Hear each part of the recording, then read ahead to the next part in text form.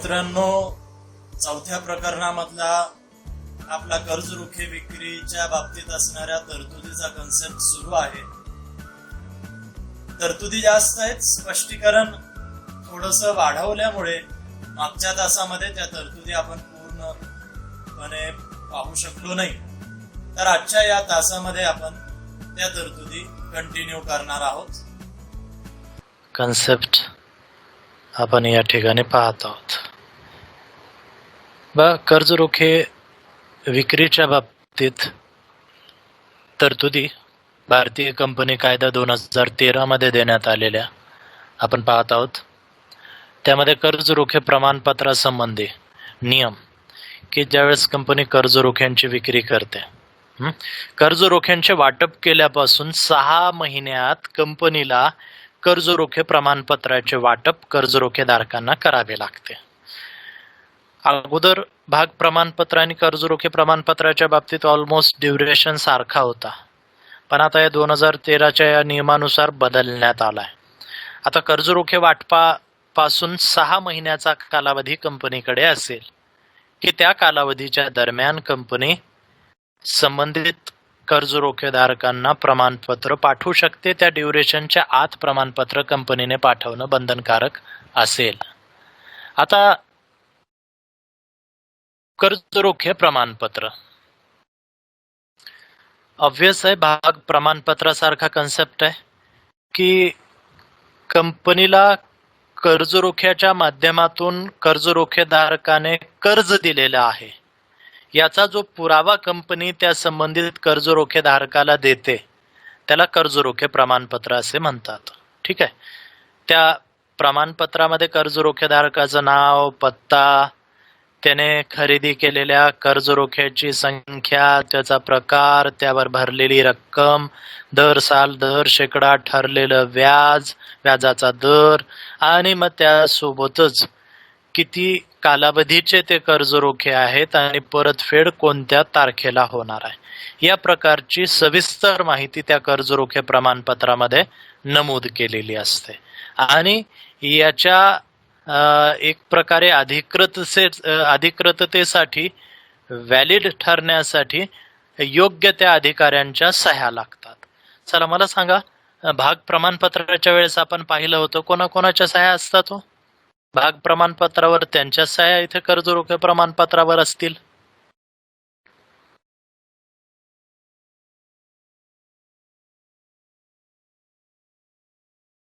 कोण सांगेल?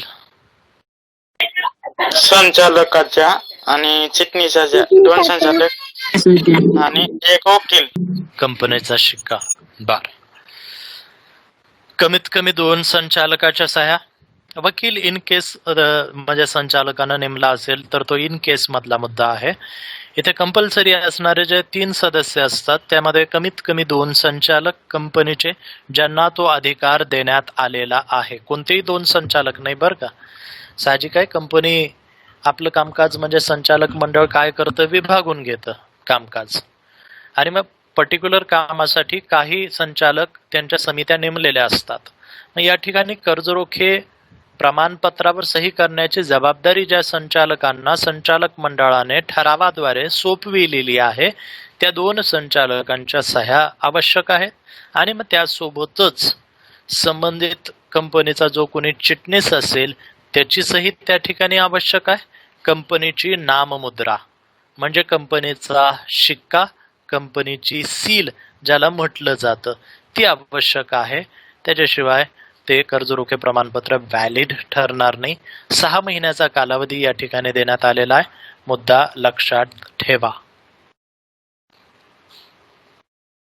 त्यानंतर 5वा मुद्दा, 5वी तरतूद, कर्ज रोखे परतफेड राखीव निधी निर्माण करणे. काय असेल हा निधी, याच्यावरही चर्चा झाली होती बघा. कोणाच्या लक्षात आहे का? टायटल नुसार काही लक्षात येतं का बघा. हा सर, जर कंपनीला जास्त प्रमाणात नफा झाला तर त्या नफ्यातला काही भाग राखीव निधी म्हणून गोळा केला जातो. हो, तो कन्सेप्ट नॉर्मल राखीव निधीच्या बाबतीत झाला. इथे एक हा वेगळा निधी असणार आहे. ठीक आहे. कंपनीमध्ये अनेक प्रकारचे निधी असतात. परिस्थितीप्रमाणे, गरजेप्रमाणे, आवश्यकतेप्रमाणे कंपनीनुसार, सेबीनुसार कंपल्सरी आहे. ते कंपनीला तयार करावेच लागतील. हा जर कर्ज रोखे विकत असेल तर कर्ज रोखे परतफेड राखीव निधी सुद्धा कंपल्सरी असतो. काय असेल याचा पर्पज, काय असेल उद्देश, काय असेल हो? कंपनीला कायद्यानुसार बरेचसे निधी तयार करावे लागत असतात. ठीक आहे, कंपल्सरी असतात सेबीनुसार. मग त्याच्यात राखीव निधी आला, कर्मचाऱ्यांसाठी असणारा निधी आला, मग त्यामध्ये कर्ज रोखे परतफेड राखीव निधी.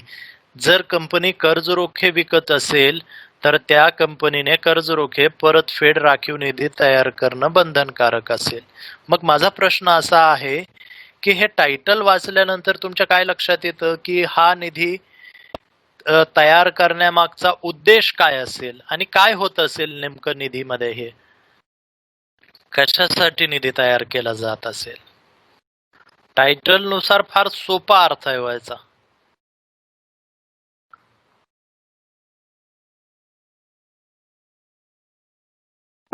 लाभांश देण्यासाठी कंपनीला कर्जरोख्याची रक्कम परतफेड करण्यासाठी. ऑब्विस आहे की या ठिकाणी नावामध्येच आलेला आहे कर्ज रोखे परतफेड राखीव निधी. ठीक आहे. आता होतं काय की ज्यावेळेस कंपनी कर्ज रोखे विकते केव्हा कर्ज रोख्याची निवड करते? ज्यावेळेस कंपनीला दीर्घ कालावधीसाठी मोठी रक्कम कर्जाऊ पाहिजे असेल त्यावेळेस कंपनी कर्ज रोख्याच्या विक्रीचा निर्णय घेते. म्हणजे उदाहरणासाठी आपण असं ग्राह्य धरू की 10 कोटी रुपये कंपनीला लागणार आहेत. पण त्या 10 कोटीसाठी कंपनीने कर्ज रोखे विक्रीचा निर्णय घेतलाय. मग कंपनीने जाहिरात काढली, म्हणजे माहिती पत्रक प्रसिद्ध केलं, कर्ज रोखे विकून टाकले, 10 कोटी रुपये एकत्रित जमा केले. आता कंपनी वापर करत आहे. कंपनीने 5 वर्ष मुदतीचे हे 10 कोटी रुपयाचे कर्ज रोखे विकलेले आहेत. आता घेत असताना मोठी रक्कम बरी वाटते, ठीक आहे, ती आपल्याला मिळत असेल तर आपल्याला काही त्याच्यामध्ये अडचण नाही. पण तीच मोठी रक्कम ज्यावेळेस आपल्याला परत करायची असते त्यावेळेस मात्र अवघड होतं. ठीक आहे, सर्वसामान्याचं तर अवघड होतं, कंपनीचं जरा जास्तच अवघड होतं. याचं एक कारण मी वारंवार तुम्हाला म्हणत असतो की कंपनीकडे सहसा कॅश नसते. कंपनी फार कमी रक्कम हाताळते, बँकेत सुद्धा फार कमी रक्कम असते. याला एक समर्पक उदाहरण मी देत असतो की कंपनीची बॅलन्स शीट बघायची, कोणत्याही कंपनीची बॅलन्स शीट बघायची, त्या बॅलन्स शीटची टोटल बघायची आणि मग ऍसेट साईडला करंट ऍसेट मध्ये जे cash in hand, cash at bank हे जे 2 मुद्दे आहेत, 2 पदं असतात, त्यामध्ये असणारी रक्कम बघायची, बॅलन्स शीटची टोटल आणि ती रक्कम कम्पेअर करा. फार कमी प्रमाणामध्ये ती रक्कम तुम्हाला दिसून येईल. याचं कारण आहे की रक्कम ही सहसा कुठे ना कुठे गुंतलेली असते. रक्कम फार कमी वापरते, कमी हाताळते. आणि आता जसं मी म्हटलं की 10 कोटी रुपयाचे कर्ज रोखे आहेत, रक्कम घेताना बरी वाटली, कंपनीने ते गुंतवली, कुठे ना कुठे ती कंपनी वापरत आहे. ठीक आहे. आता ज्यावेळेस परतफेडीची वेळ येते त्यावेळेस 10 कोटी आणायचे कुठून हा प्रश्न निर्माण होतो ना. 10 कोटी तर परत करावे लागतील तुम्हाला 5 वर्ष संपल्यानंतर. मग कंपनी कायदा म्हणतो की ही अशी नामुष्की एखाद्या कंपनीवर येऊ नये, कंपनी अडचणीत पडू नये, यासाठी मग कंपनी कर्ज रोखे विकत असेल तर अगदी त्याच वर्षापासून कंपनीला एक कर्ज रोखे परतफेड राखीव निधी तयार करावा लागतो. ठीक आहे. आणि त्या निधीमध्ये आता दरवर्षी कंपनीला रक्कम ट्रान्सफर करावी लागते. आणि कशी ट्रान्सफर करावी लागते, किती ट्रान्सफर करावी लागते, पुढचं भविष्यातली ती जी परतफेडीची रक्कम आहे त्या रकमेशी अगदी 50% तरी ऍटलीस्ट जमा व्हावं या पद्धतीनं. म्हणजे किमान तेवढी तरी रक्कम तिथे असणं गरजेचं आहे. कंपनीचा हा पर्पज असतो. म्हणजे जेणेकरून बाकीची रक्कम मग कुठून तरी इकडून तिकडून जमा होईल, कंपनी ऐन वेळेस ती रक्कम कुठून तरी घेईल, उधारी घेईल, कर्ज घेईल, पर्टिक्युलर काही येणं असेल, काहीतरी नियोजन कंपनीला बाकीही लावावं लागतं. पण इथे परतफेडीच्या वेळेस एवढी मोठी रक्कम अचानक म्हणजे पूर्ण देण्याची त्यांना नामुष्की येऊ नये यासाठी या ठिकाणी काय केलं जातं की हा निधी कंपल्सरी करण्यात आलेला आहे. मग या निधी बाबतीत या ठिकाणी कन्सेप्ट आहे, लाभांशाची रक्कम देण्यासाठी उपलब्ध असलेल्या नफ्यातून कंपनीला कर्ज रोखे परतफेड राखीव निधी निर्माण करावा लागतो. म्हणजे साहजिक आहे, कंपनीला जो नफा होतो, मी वारंवार म्हणतो की नफा झाला की लागलीच लाभांश वाटप करता येत नाही. त्या नफ्यातून सर्व कायदेशीर तरतुदी पूर्ण कराव्या लागतात. मग त्या कायदेशीर तरतुदी साहजिक आहे, कायदेशीर तरतुदी म्हणजे घसाऱ्याची रक्कम, डेप्रिसिएशनची रक्कम बाजूला काढावी लागेल कंपनीला. कंपनीनं काही कर्ज घेतलं असेल त्या कर्जाची रक्कम द्यावी लागेल, काही व्याज असेल ते व्याज द्यावं लागेल. कंपनीचा राखीव निधी आहे तिथे रक्कम ट्रान्सफर करावी लागेल. मग त्यानंतर हे कर्ज रोखे परतफेड निधी असतील, कर्मचाऱ्यांच्या काही निधी असतील, या प्रकारे सगळ्या बाबी जे जे काही तयार करण्यात आलेले आहेत कंपनी कायद्यानुसार जे आवश्यक आहेत त्यामध्ये ती रक्कम ट्रान्सफर करत राहावी लागते. या पद्धतीनं कंपनी त्या ठिकाणी ती रक्कम ट्रान्सफर करते लाभांश वाटप करण्या अगोदर. मग इथं सुद्धा कर्ज रोखे परतफेड राखीव निधी हा तिथून ट्रान्सफर केला पाहिजे. निर्माण केलेल्या राखीव निधीचा उपयोग फक्त कर्ज रोख्यांची परतफेड करण्यासाठीच करावा लागतो.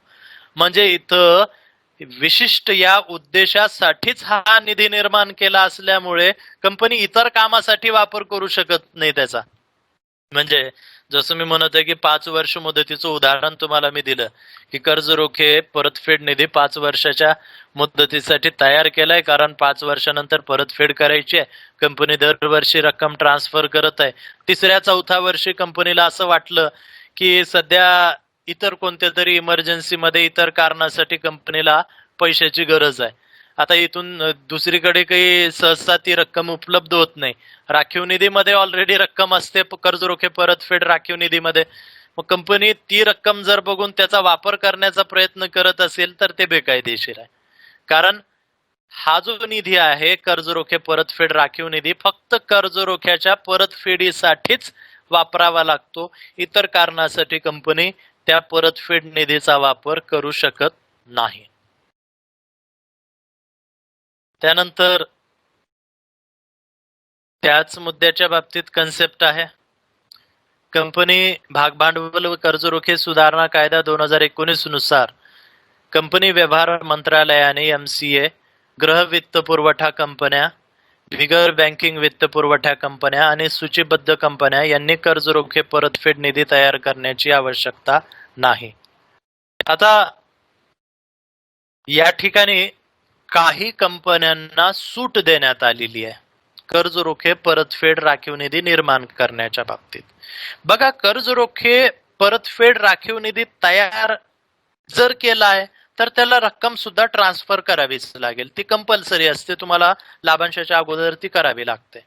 पण काही कंपन्यांना सूट आहे, जे 2019 मध्ये सुधारणा झालेली आहे. कंपनीचा जो कायदा आहे विशेषतः भागभांडवल व कर्ज रोख्याच्या बाबतीत इथे सुधारणा केलेली आहे की कंपनी व्यवहार मंत्रालयाने, आता कंपनी व्यवहार मंत्रालय MCA, ministry of company affairs हा जो कंपनी व्यवहार मंत्रालय आहे, वित्त पुरवठा कंपन्या म्हणजे जे पैशाचा पुरवठा करतात, कर्ज देतात, अशा ज्या वित्त पुरवठा कंपन्या आहेत ज्यांचं कामच आहे कर्ज पुरवठा करणे, अशा कंपन्या. बिगर बँकिंग वित्त पुरवठा कंपन्या, ज्या बँका नाही आहेत पण वित्त पुरवठा करतात, अशा कंपन्या. आणि सूचीबद्ध कंपन्या, आणि ज्यांची यादी तयार करण्यात आलेली आहे या मंत्रालयाकडून. विशिष्ट कंपन्यांनी त्या पद्धतीने ऍप्लिकेशन केलं किंवा शासनाला वाटलं त्या पर्टिक्युलर कंपन्या त्यांनी सूचीबद्ध केलेल्या आहेत, यादी तयार केलेल्या आहेत. ठीक आहे, मग त्या कंपन्यांनी कर्ज रोखे परतफेड निधी तयार करण्याची आवश्यकता नाही. म्हणजे एवढ्या कंपन्या सोडून बाकी इतर सर्व कंपन्यांना कर्ज रोखे परतफेड राखीव निधी निर्माण करावा लागेल, तयार करावा लागेल, केव्हा ज्यावेळेस ते कर्ज रोखे विकतील. म्हणजे एखादी कंपनी कर्ज रोखेच विकत नसेल तर साहजिक आहे त्याही कंपनीला कर्ज रोखे परतफेड राखीव निधी तयार करण्याची आवश्यकता नसते.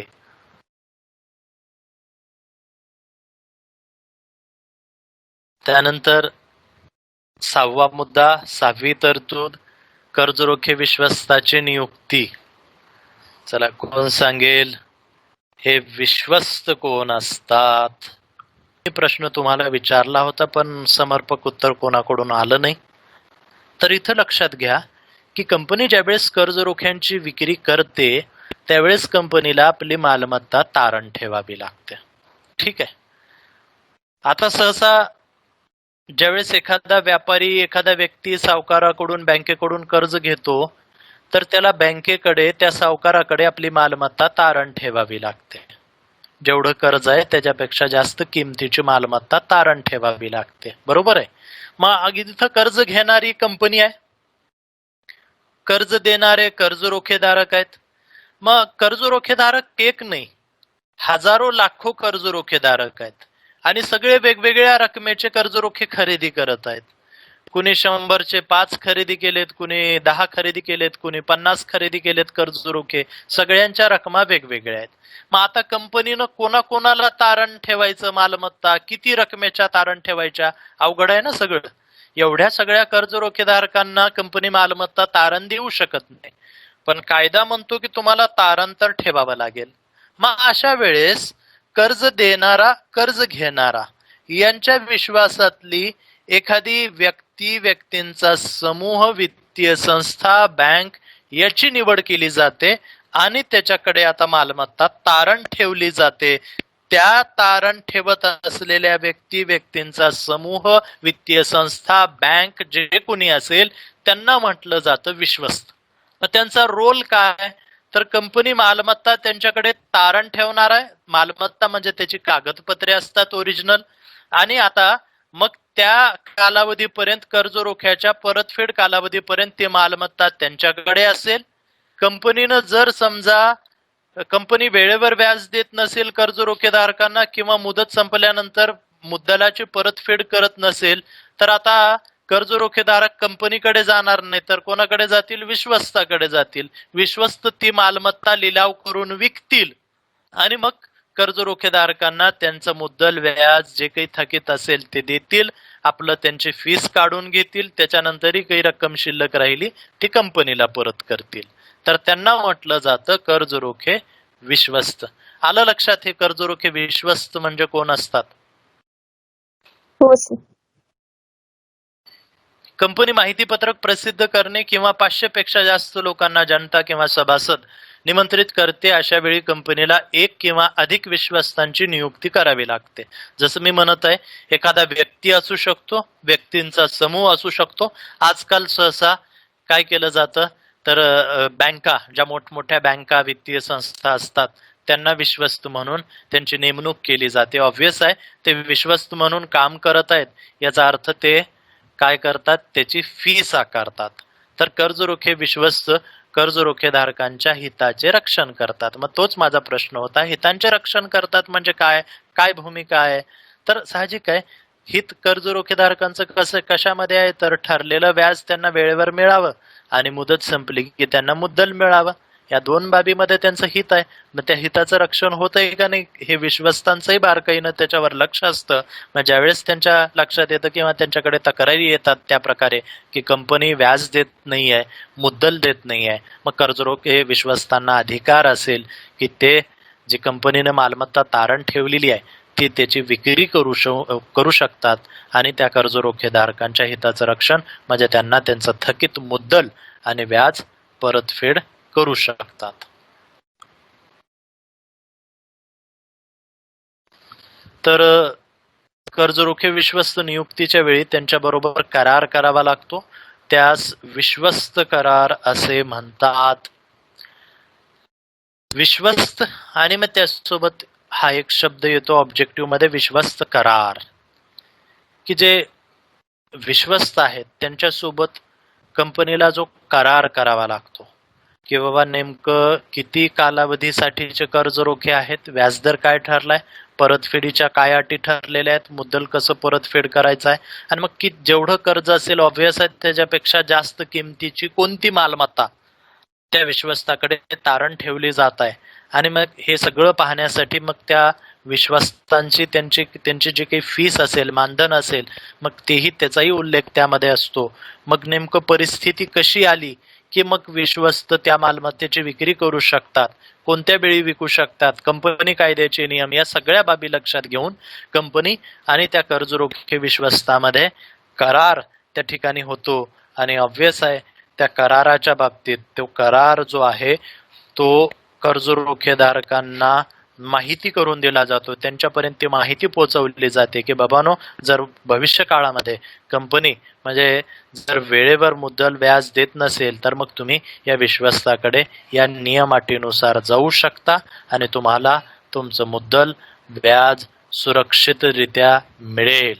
या पद्धतीनं कंपनी आणि त्या संबंधित विश्वस्तामध्ये जो करार होतो त्या कराराला म्हटलं जातं विश्वस्त करार.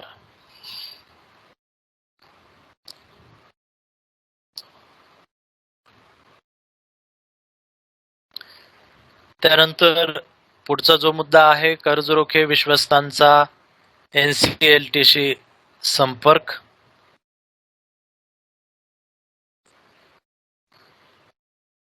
कर्जरोखे विश्वस्तांना कर्जरोखेधारकांच्या तक्रारीचे निवारण करावे लागते. आता कर्जरोखेधारकांच्या ज्या काही तक्रारी असतील तर त्या तक्रारीच्या बाबतीत निवारण या ठिकाणी विश्वस्तांचं काम आहे, कारण ते दोघांच्या विश्वासातले संस्था किंवा व्यक्ती आहेत. आता NCLT नेमकं काय आहे ते एक प्रश्न पडला असेल. नॅशनल कंपनी लॉ ट्रिब्युनल हा असतो. कंपनी लवाद कायदे मंडळ जो आहे तो त्या ठिकाणी आहे कंपनी कायदे मंडळ. याचा एक कन्सेप्ट मी तुम्हाला सांगितला होता की कंपन्यांचे हे जे काही कायदे आहेत त्यामध्ये दुरुस्त्या असतील किंवा त्या कायद्यांचं पालन केलं जात आहे का नाही यासाठी तो मंडळ तयार करण्यात आलेला आहे. नोंदणी अधिकाऱ्याच्या वरची स्टेप आहे ती. मग ते त्या ठिकाणी तक्रारीच्या बाबतीत किंवा तिथं संपर्काच्या बाबतीत तो कन्सेप्ट मुद्दा या ठिकाणी देण्यात आलेला आहे आपणाला की कर्जरोखे विश्वस्तांना कर्जरोखेधारकांच्या तक्रारीचे निवारण करावे लागते. जर कंपनी कर्जरोख्यांची मूळ रक्कम व व्याज कर्जरोखेधारकास देण्यास दोषी आढळल्यास कर्जरोखे विश्वस्त नॅशनल कंपनी लॉ ट्रिब्युनलकडे संपर्क साधू शकतात व कर्जरोखेधारकांच्या तक्रारीचे निवारण करू शकतात. तोच मुद्दा ज्याचा उल्लेख मी तुम्हाला केला होता की आता हे विश्वस्त आहेत म्हणजे दोघांच्या विश्वासामधले आहेत, ठीक आहे. त्यामुळे इथे जर कर्जरोखेधारकांच्या तक्रारी असतील मूळ रकमेच्या बाबतीत, व्याजाच्या बाबतीत, आणि कर्जरोखे धारकांच्या आता तक्रारीनुसार तिथं विश्वस्तांना असं वाटलं की कंपनी त्या ठिकाणी दोषी आहे, अशा वेळेस मग जो नॅशनल कंपनी लॉ ट्रिब्युनल आहे त्यांच्याशी ते तक्रार साधू शकतात आणि तक्रारीचे निवारण त्या ठिकाणी करण्याचा अधिकार कर्जरोखे विश्वस्तांना असेल. तर एकंदरीत एवढे मुद्दे आपण याच्या नंतरही मुद्दे आहेत काही ते आपण उद्याच्या तासामध्ये कंटिन्यू करू. बराच